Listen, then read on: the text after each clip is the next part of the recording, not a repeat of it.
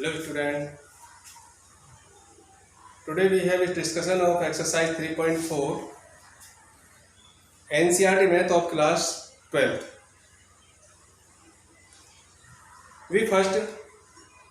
I will explain some basic concept. After that I will explain some questions of this exercise. Then you have practice at home yourself at least 3-4 times.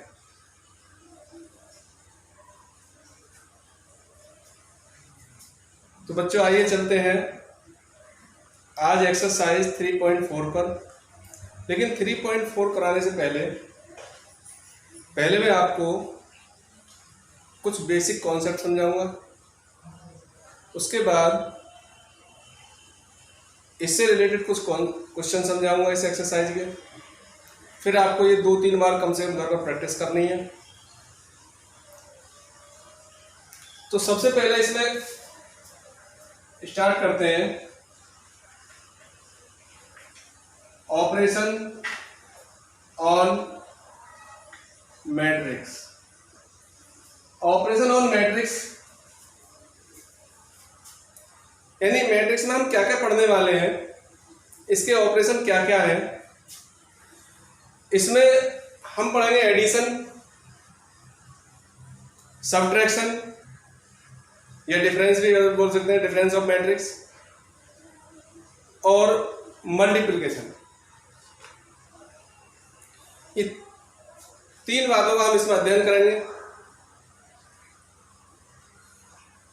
तो सबसे पहले हम आते हैं addition. Addition of matrix.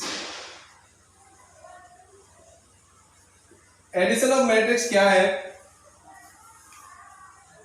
यानी 2 matrix को हम add कब कर सकते हैं। 2 मैट्रिक्स को ऐड करने के लिए हमेशा ध्यान रखें कि दोनों मैट्रिक्स का ऑर्डर सेम होना चाहिए, यानी दोनों मैट्रिक्स सेम ऑर्डर के होने चाहिए। तब हम उन मैट्रिक्स को सब्ट्रैक्ट भी कर सकते हैं और एडिशन भी कर सकते हैं। एडिशन और सब्ट्रैक्शन दोनों के लिए एक ही रूल होता है, यानी टू मैट्रिक्स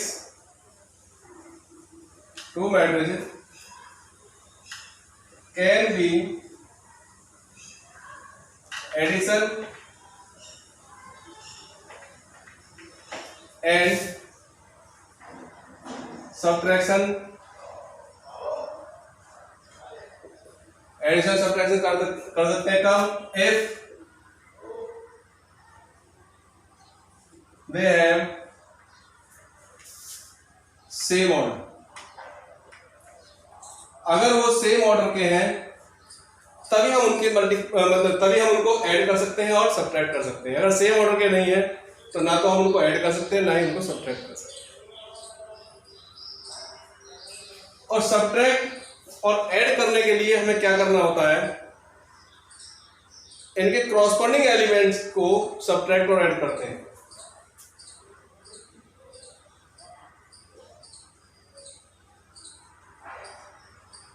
एडिंग या सब्ट्रैक्शन लिख लेना आप, एडिंग क्रॉसपोंडिंग एलिमेंट।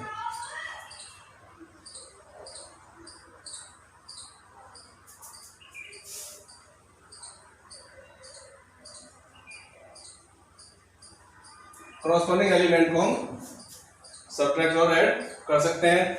एग्जांपल के तौर पर देख लीजिए, एग्जांपल देखिए, मान लीजिए कोई मैट्रिक्स हमारा ये ए है, 1 2 3 2 1 4 3 1 2। ये ले लें, ये कितने बाई कितने का होगा मैट्रिक्स। इसका ऑर्डर क्या है, पहले मैंने बताया था रो लेते हैं, फिर कॉलम है, 2 रो है 3 कॉलम है, तो ये होगा 2/3 ऑर्डर का।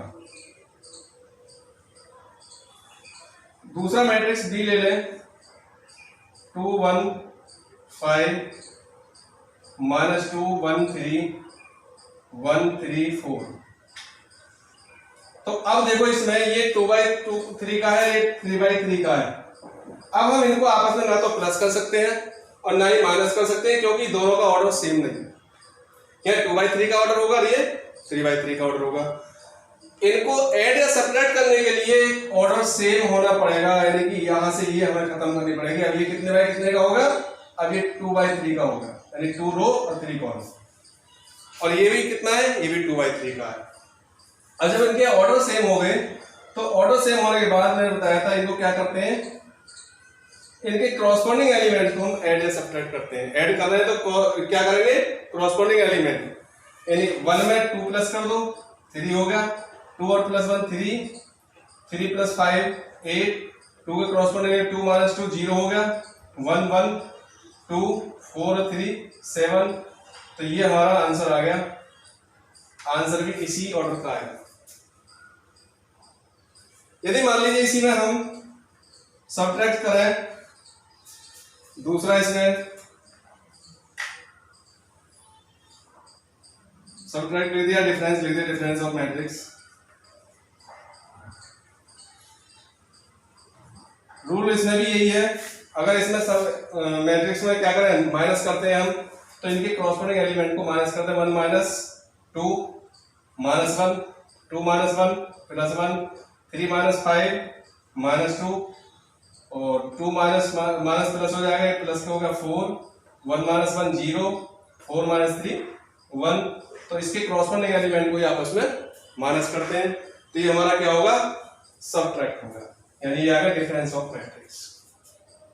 तो इस तरह से डिफरेंस ऑफ मैट्रिक्स और सॉरी एडिशन ऑफ मैट्रिक्स निकालने के लिए हमेशा ध्यान रखें कि दोनों मैट्रिक्स का ऑर्डर सेम होना चाहिए। अगर ऑर्डर सेम है तो हम उसको एडिशन और सब्ट्रैक्शन कर सकते हैं, अदरवाइज नॉट। क्लियर? तो इनको पहले नोट करिए, फिर आगे चलते हैं।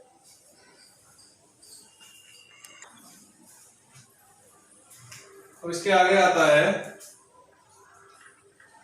Multiplication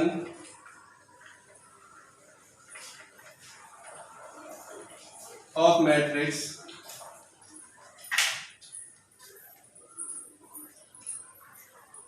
bye a scalar.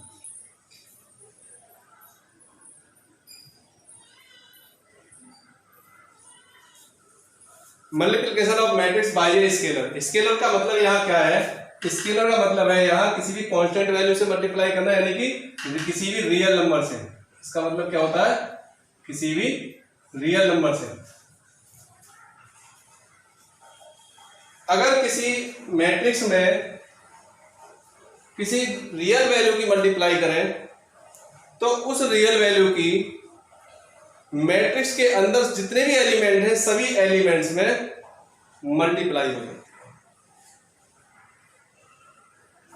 जैसे मान लीजिए कोई मैट्रिक्स हमारा ए है, A11 A12 A21 A22, और हम यहाँ किसी मैट्रिक्स मतलब किसी भी स्केलर वैल्यू से मल्टीप्लाई कर रहे हैं, यानी कांस्टेंट वैल्यू से, यानी रियल वैल्यू से k से मल्टीप्लाई कर दी, तो k का मतलब हो गया k इंटू ये आएगा A11 A12 A21 A22। अब यहाँ k की सारे इसमें मल्टीप्लाई हो जाएगी एलिमेंट्स में, k A11 k A12 k A21 और k A22। इस तरह से जितने भी इसके एलिमेंट हैं सारे एलिमेंट्स में इसकी मल्टीप्लाई हो जाती है। ये मैं यहाँ इसलिए समझा रहा हूं क्योंकि मैट्रिक्स में मल्टीप्लाई का मतलब और है, आगे डिटरमिनेंट में मल्टीप्लाई का जो चेंज है वो मतलब रूल है वो चेंज हो जाएगा, बिल्कुल अलग होगा यहाँ से।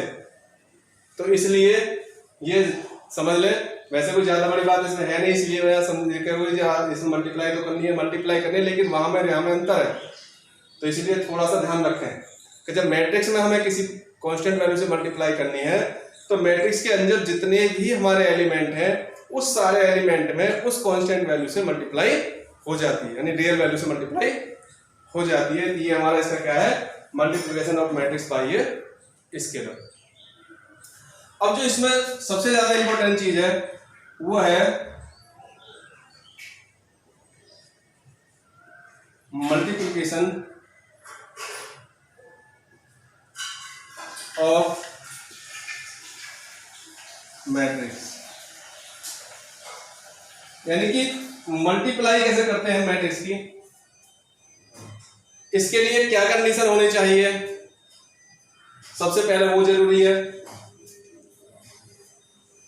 कि नहीं भी दो या दो से ज्यादा मैट्रिक्स की मल्टीप्लाई करने के लिए, दो ही ले रहे हैं, मान लीजिए दो मैट्रिक्स है हमारे पास, उनकी हम मल्टीप्लाई करना है, तो उनके लिए कंडीशन क्या होनी चाहिए ये समझना। मान लीजिए हमारे पास दो मैट्रिक्स हैं ए और बी, तो हम उन मैट्रिक्स की मल्टीप्लाई केवल तभी कर सकते हैं जब मैट्रिक्स ए में नंबर ऑफ कॉलम यानी कॉलम की संख्या मैट्रिक्स बी में नंबर ऑफ रो यानी रो की संख्या के इक्वल हो यानी बराबर। दो मैट्रिक्स ए और बी की मल्टीप्लाई हम केवल तभी कर सकते हैं जब मैट्रिक्स ए में नंबर ऑफ कॉलम और मैट्रिक्स बी में नंबर ऑफ रो क्या हो, इक्वल हो। अगर ये इक्वल इस तरह से नहीं है, इनका ये ऑर्डर नहीं है, तो फिर उनकी मल्टीप्लाई संभव नहीं है। देखिए यह है टू मैट्रिक्स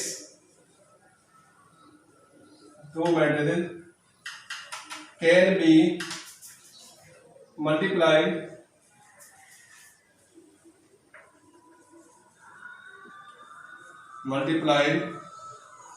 इफ, दो मैट्रिक्स के मल्टीप्लाई कर सकते हैं कब, if number of column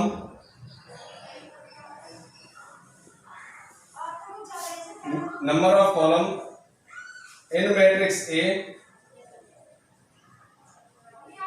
to matrix A and B ले लीजिए, number of column in matrix A is equal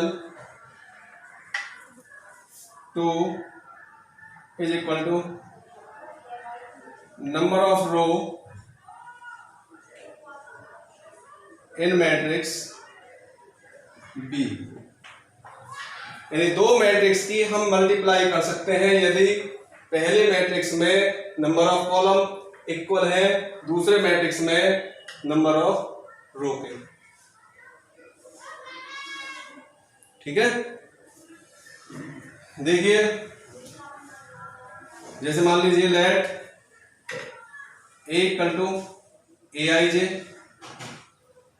M by N mat order का होगा, एंड बी इक्वल टू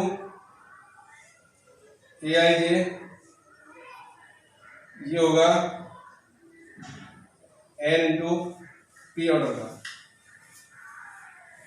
तो एन इंटू एन, तो पहले में कॉलम कितने हैं एन, यहां रो कितने हैं एन, यानी इसका ऑर्डर है एम बाई एन, का मतलब है कि इसमें कॉलम हो गए एन, इसमें एन बाई पी का मतलब होगा कि इसमें रो एन है और कॉलम पी है, तो इसमें रो कितनी है एन, तो इसमें कॉलम और इसमें रो ये दोनों इक्वल होने चाहिए, तो ये दोनों इक्वल हो गए, तो इसलिए इनकी मल्टीप्लाई हम कर सकते हैं, तब ये भी हम निकाल सकते हैं। अगर इसका ऑर्डर ये नहीं है तो मल्टीप्लाई नहीं निकाल सकते। और मल्टीप्लाई करने के बाद इनका जो ऑर्डर आता है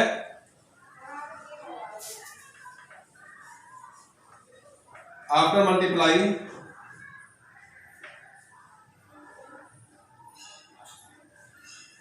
मल्टीप्लाई के बाद जो ऑर्डर प्राप्त होगा हमें, गेटिंग ऑर्डर, ये प्राप्त होगा क्या, एम बाई पी ऑर्डर का। हमें ऑर्डर किसका मिलेगा, एम बाई पी ऑर्डर का मैट्रिक्स हमको मिलेगा क्या, मल्टीप्लाई करने के बाद। इसकी कुछ प्रॉपर्टीज भी हैं, प्रॉपर्टीज मैं समझाऊंगा अभी। तो इसमें देखिए सबसे पहले मल्टीप्लाई करके दिखा दें, एक 1 1 2 3 4 5 1 ये ले लिया, और दूसरा मैट्रिक्स हमने ले लें 1 2 3 4 5 6। अब ये देखिए क्या हम इनकी मल्टीप्लाई कर सकते हैं या नहीं। इसमें कितनी रो है 2 और कॉलम 3, तो ये होगा 2 बाई 3 का, इसमें रो 3 है, कॉलम 2 है, तो होगा 3/2 का। अब यहाँ पर क्या करना है हमको, इसमें नंबर ऑफ कॉलम देखने हैं, नंबर ऑफ कॉलम कितने हैं 3, इसमें नंबर ऑफ रो देखनी है, नंबर ऑफ रो कितनी है 3, तो हम इनकी मल्टीप्लाई कर सकते हैं। अब इनकी मल्टीप्लाई कैसे होगी, मल्टीप्लाई इनके रो की मल्टीप्लाई कॉलम में करते हैं। फर्स्ट रो की फर्स्ट कॉलम के प्रत्येक एलिमेंट में करना है, 1 की 1 में मल्टीप्लाई करेंगे 1, फिर प्लस 2 की 3 में करेंगे 2 इंटू 3, प्लस फिर 3 की 5 में करेंगे 3 इंटू 5, ये हो गया। फिर इसी की मल्टीप्लाई दूसरे रो उसमें करनी है कॉलम में, पहले रो की दूसरे कॉलम में, इसी तरह से फिर तीसरे रो से तीसरे में करते, इस तरह से मल्टीप्लाई सभी में करनी है। 1 की 2 में करेंगे 1 इंटू 2, 2 की 4 में प्लस 2 इंटू 4, 3 की 6 में करेंगे प्लस 3 इंटू 6। अब इसी तरह से दूसरी रो की मल्टीप्लाई फर्स्ट कॉलम में फिर सेकंड कॉलम में, फर्स्ट कॉलम के प्रत्येक एलिमेंट में कीजिए, प्लस करो 4 1 जा 4, 4 इंटू 1, 5 इंटू 3 प्लस 1 इंटू 5, फिर इसी की मल्टीप्लाई इसमें सेकंड कॉलम में 4 into 2 plus 5 into 4 plus 1 into 6। अब इसे मल्टीप्लाई करने के बाद प्लस करेंगे, प्लस करेंगे क्या आएगा 1 प्लस 6 प्लस 5, या 1 प्लस 6 प्लस 15, इसमें 2 प्लस 4 टू 8 प्लस 18, इसमें आया 4 प्लस 15 प्लस 5, इसमें आया हमारा 8 प्लस 20 प्लस 6, तो ये हमारा क्या होगा 15 और 1 16, 16 और 6 हो गया 22, 18 और 8 ये आ गया 26, 26 और 2 28, 26 और 2 28, इसके बाद 15 और 5 20 24, ये आ गया 28 और 6 34, तो ये हमारा क्या आ गया, ये मल्टीप्लाई आ गया, यानी ए भी आ गया। तो इस तरह से हमको क्या करना है, मल्टीप्लाई करनी है। मल्टीप्लाई को एक बार और 1-2 क्वेश्चन आप करके देखना, बहुत इजी चीज है, कुछ भी नहीं है इसमें। इस तरह के ही क्वेश्चन आपको एक्सरसाइज में मिलेंगे, आपको करके देखने, इसको नोट कर लीजिए।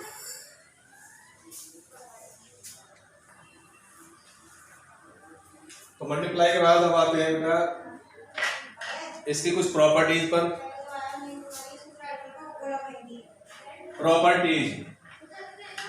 Properties of matrix. मैट्रिक्स की प्रॉपर्टी क्या है, इसमें मैं एक चार्ट के थ्रू आपको समझा दे रहा हूं सारे। फर्स्ट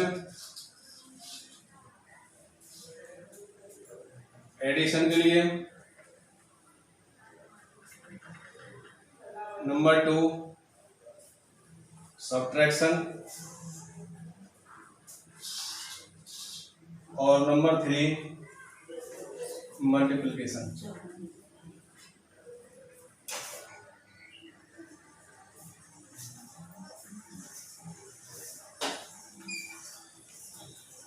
इसमें फर्स्ट प्रॉपर्टी आती है कम्यूटेटिव लॉ। कम्यूटेटिव प्रॉपर्टी आपने क्लास 6, 7, 8, 9 सब में पढ़ी है। ये है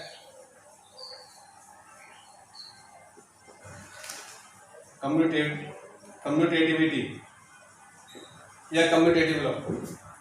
तो कम्यूटेटिविटी क्या है, अगर मान लीजिए हमारे पास 2 मैट्रिक्स हैं a प्लस बी, ए और बी, तो उनको हम a प्लस बी को b प्लस ए कर सकते हैं, यानी पहले a में b प्लस कर दो या फिर b में a को प्लस कर दो, तो दोनों इक्वल होते हैं। बट अगर मैं इनको माइनस करूं a माइनस बी, तो ये b माइनस ए के इक्वल नहीं आएगी। आप करके देख लीजिए अलग, जैसे मान लीजिए 5 माइनस 4, ये क्या 4 माइनस 5 आ जाए, वैसे ये नंबर नहीं ले रहे हैं हम यहाँ हम बात कर रहे हैं मैट्रिक्स की। बट फिर मैं एक नंबर में आपको एग्जांपल समझा दूं, 5 माइनस 4 बनाएगा, 4 माइनस 5 माइनस बनाएगा, दोनों अलग अलग है, तो ये इक्वल नहीं है। ये मैंने समझाने के लिए कर दिया है, लेकिन हम यहाँ नंबर नहीं ले रहे, हम यहाँ क्या ले रहे हैं, मैट्रिक्स ले रहे हैं। तो ये कभी भी इक्वल नहीं आएगा। मल्टीप्लिकेशन में इसमें भी ए बी ये बी ए के इक्वल नहीं होगा। हो भी सकता है, हो भी सकता है कब, अगर दोनों मैट्रिक्स स्क्वायर मैट्रिक्स हो, और यानी कि स्क्वायर मैट्रिक्स के का मतलब है सेम ऑर्डर के हो। दोनों मैट्रिक्स अगर सेम ऑर्डर के स्क्वायर मैट्रिक्स है तो हम इनको A B equal to B A है, otherwise A B B A के इक्वल नहीं होता।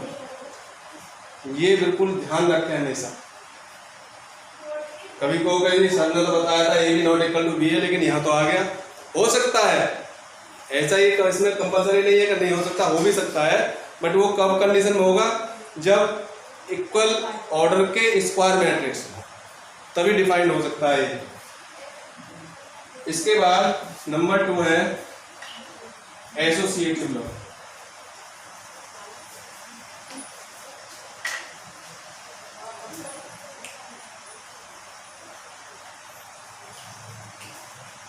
एसोसिएटिविटी, एसोसिएटिविटी क्या है? मान लीजिए हमारे पास 3 मैट्रिक्स हैं, ए प्लस बी प्लस सी, ए प्लस बी प्लस सी। अगर मैं इनको पहले ए प्लस बी में प्लस कर लूँ और फिर सी को प्लस करूँ, या फिर पहले बी और सी को प्लस करूँ फिर ए को प्लस करूँ, तो ये दोनों इक्वल ही है। तो ये एडिशन में एसोसिएटिविटी होती है, बट इसमें एसोसिएटिविटी नहीं होती। क्यों नहीं होती? देखिए, अगर मान लीजिए पहले मैं a माइनस बी को माइनस करूँ, फिर c को माइनस कर दूं, और फिर यहाँ b माइनस सी को माइनस करूँ और फिर a को माइनस कर दूं, तो इसका मतलब मीनिंग चेंज होगा। क्यों? इसका मतलब होगा a माइनस बी प्लस सी हो जाएगा। चेक कर लो, a माइनस बी प्लस सी होगा, माइनस की मल्टीप्लाई करेंगे, जबकि क्या है a माइनस बी माइनस सी, तो दोनों का मीनिंग चेंज होगा, तो ये इसके इक्वल नहीं होगा। क्लियर? मल्टीप्लाई में हो सकता है, मल्टीप्लाई में क्या होगा, ए बी की मल्टीप्लाई सी में कर दो, या फिर पहले बी सी की मल्टीप्लाई करो फिर ए की करो, तो ये दोनों इक्वल होंगे। एसोसिएटिविटी में मल्टीप्लाई हो जाएगा। नंबर थर्ड है डिस्ट्रीब्यूटिव लॉ।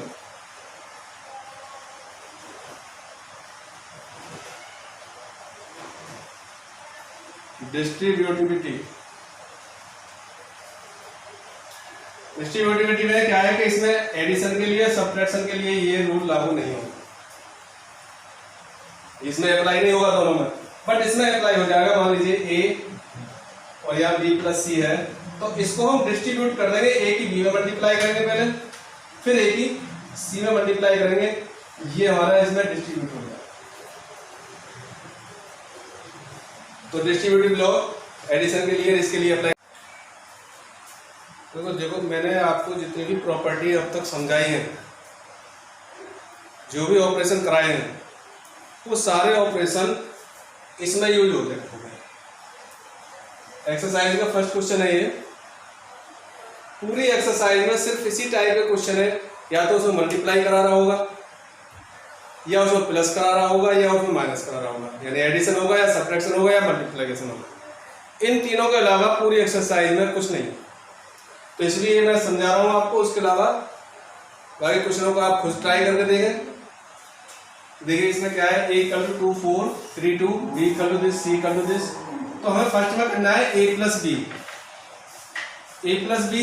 अब सबसे पहले तो हम ये देखेंगे कि क्या इनकी मल्टीप्लाई पॉसिबल है भी या नहीं, एडिशन पॉसिबल है या नहीं है, यानी सब्ट्रैक्शन भी पॉसिबल है या नहीं, ये तीनों चीज देखेंगे। पहले देखो एडिशन, तो इसमें एडिशन में ये कितने बाई कितने का है, 2 बाई 2 का, ये कितने बाई कितने का, ये भी 2 बाई 2 का है, 2 रो है 2 कॉलम। तो हम इसमें ऐड भी कर सकते हैं, सब्ट्रैक्शन भी कर सकते हैं। क्यों? क्योंकि दोनों सेम ऑर्डर के हो गए। अगर ऑर्डर सेम ना होते तो हम इनको प्लस नहीं कर सकते थे। आप प्लस कैसे करेंगे, फर्स्ट को इसको फर्स्ट में कर दीजिए, यानी कॉरस्पॉन्डिंग एलिमेंट को प्लस करते हैं, माइनस करते हैं। 2 और 1 3 4 3 7 3 8 -2 1 2 5 7, ये हमारा आंसर हो गया। अब इसी तरह से अगर मैं माइनस करूं सेकंड में a माइनस बी, तो a में है हमारे 2 4 3 2 माइनस b 1 3 -2 5। तो इनको माइनस करते हैं, देखो क्या आएगा, 4 2 में से 1 माइनस कर दिया 1, 4 में से 3 को माइनस कर दिया 1, 3 में से -2 करेंगे तो माइनस माइनस ये प्लस हो गया, तो 3 2 हो गया 5, 2 - 5, तो 2 में से -5 तो -3, ये आंसर होगा। इसके बाद अब थर्ड कंडीशन में थर्ड पार्ट क्या है इसका, 3a - c, तो इसका मतलब है 3 और a की वैल्यू कर दो 2 4 3 2 और माइनस c की वैल्यू 1 3 -2 5, सॉरी c की वैल्यू है -2 5 3 4। तो सबसे पहले हमें क्या करना है, 3 की मल्टीप्लाई किसमें करेंगे, इस सारे जितने भी एलिमेंट है सब में करेंगे। 3 2 6, 3 4 12, 3 3 9, 3 2 6। उसके बाद हम इसमें से इसको माइनस कर देंगे, -2 5 3 4। तो कितना आया देखो, 6 माइनस माइनस प्लस 2 हो जाएगा 8, 12 -5 7 होगा, 9 - 3 6 और 6 - 4, 6 में से 4 माइनस कर दिया 2, ये हमारा आंसर होगा। इसके बाद अब फोर्थ पार्ट में हमारा ए बी, देखो सारे आगे नहीं आ गए, इसमें मल्टीप्लाई भी आ गई, सब्ट्रैक्शन भी आ गया, एडिशन भी आ गया। तो मल्टीप्लाई में क्या है, ए 2 4 3 2 और बी 1 3 -2 5। तो सबसे पहले ये देखिए क्या इनकी मल्टीप्लाई पॉसिबल है या नहीं है, तो इसमें 2/2, इसमें 2/2। वैसे स्क्वायर मैट्रिक्स में तो मल्टीप्लाई पॉसिबल हमेशा होती है, लेकिन फिर भी देखो इसमें क्या है, इसमें क्या होना चाहिए, कॉलम कितने 2, इसमें रो कितनी है 2, तो पॉसिबल है, इनकी मल्टीप्लाई कर दो। मल्टीप्लाई मैंने कब बताया था अभी, इसकी मल्टीप्लाई इसमें 2 1 जा 2, फिर इसकी इसमें -2 4 जा 8, फिर इसकी करेंगे इसमें सेकंड कॉलम में 2 3 जा 6 प्लस 4 5 जा 20, फिर इसकी सेकंड रो की फर्स्ट कॉलम में 3 1 जा 3, -2 2 जा 4, फिर इसकी सेकंड कॉलम में 3 3 जा 9 प्लस 5 2 जा 10, ये आ गया -6 26, 4 में से 3 -1 और ये होगा 19, ये आ गया ए बी। अब फिफ्थ में क्या है, इसमें है बी ए में क्या है, पहले बी का लीजिए 1 3 -2 5 इंटू ए में कितने हैं 2 4 3 2। अब देखो ये भी मल्टीप्लाई पॉसिबल है, क्यों, क्योंकि ये भी 2/2 का, ये भी 2/2 का, दोनों सेम मॉडल के हैं, सॉरी स्क्वायर मैट्रिक्स है, तो इसमें कॉलम 2 और इसमें रो भी 2 कर सकते हैं। तो इसकी मल्टीप्लाई से इसी तरह से करना है, 1 2 जा 2 प्लस 3 3 जा 9, फिर इसकी सेकंड कॉलम में 4 प्लस 3 2 जा 6, फिर फर्स्ट सेकंड रो भी करेंगे फर्स्ट कॉलम में -4 प्लस 15, फिर इसकी करेंगे सेकंड कॉलम में -8 प्लस 10, तो कितना आया ये 9 into 11 प्लस ये होगा 10, 15 में से 4 माइनस करें 11 और 10 में से 8 माइनस होगा 2, ये हमारा तो देखो इक्वल नहीं है, अलग अलग है। मैंने कहा था ना कि ये पॉसिबल नहीं है, कि जरूरी कंपलसरी नहीं है कि ये भी जो भी है इक्वल ही है, कहीं कहीं हो सकता है लेकिन कंपलसरी नहीं होता। तो ये हमारे सारे पार्ट इसमें आ गया, एडिशन भी आ गया, सब्ट्रैक्शन भी आ गया और मल्टीप्लिकेशन भी आ गया, इसलिए इसको नोट कर लीजिए। और बाकी रिमेनिंग क्वेश्चन डू योरसेल्फ खुद करें, नोट कर लीजिए। Thank you and have a nice day.